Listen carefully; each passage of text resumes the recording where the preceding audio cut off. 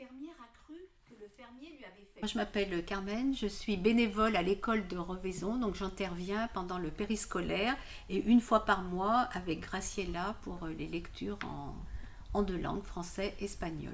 Cette aventure aujourd'hui, c'est Johnny et le coucou. Johnny y el Cucú. C'est sur une idée de notre présidente, Michel Bricou, que nous avons commencé à faire des lectures en deux langues. La nuit suivante, Johnny se cache derrière les clapiers et attend, muni de sa lampe de poche. Il veut savoir d'où viennent ces bruits. A la noche siguiente, Johnny se esconde detrás de las conejeras y espera. Equipado con su linterna, quiere saber de dónde vienen esos ruidos. L'espagnol, c'est une opportunité puisque Graciela est entrée dans l'association il y a 2 ans. Je le dis à Carmen que j'ai été intéressée pour lire, mais dans ma langue maternelle parce que je ne maîtrise pas correctement encore le français. Et c'est pour ça que nous avons commencé. Dans d'autres communes, il y a d'autres langues en fonction des compétences des uns et des autres, des bénévoles. Les enfants réclament Graciela quand elle n'est pas là. Ce que je trouve très drôle, c'est que quand on leur parle de langue étrangère, pour eux, c'est forcément l'anglais. Mais petit à petit, ils s'approprient quand même, on l'a vu là dans cette séance, ils s'approprient quand même l'espagnol. Quand Graciela n'est pas là, ils m'en parlent. Les enfants, quelquefois, ils demandent si je peux lire quelque chose en français.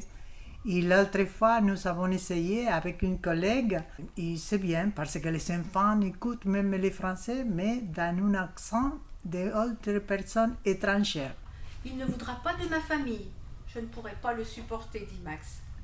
Et toute la famille Coucou se met à pleurer à cette seule idée. Entonces, salís por las noches, déclara Johnny. Pero ¿por qué hacer de esto Nous avons lu dans un centre social. C'était une première expérience qui a beaucoup plu, parce qu'en plus, il y avait des adultes avec, des accompagnants.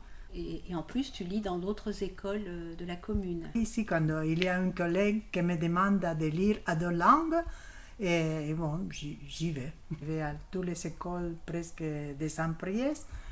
Et je lis de l'âge de 3 ans jusqu'à 7-8 ans. Je trouve les livres dans la bibliothèque à Saint-Priest et même quelquefois je me déplace dans la bibliothèque de Lyon et je trouve des livres français et espagnols et sinon quelques livres que c'est en français, je les traduis moi-même. On n'a pas suffisamment de ressources en espagnol. Donc on a demandé au bureau d'investir dans des livres en 2 langues. Donc Graciela fait un gros travail, fait le choix des livres.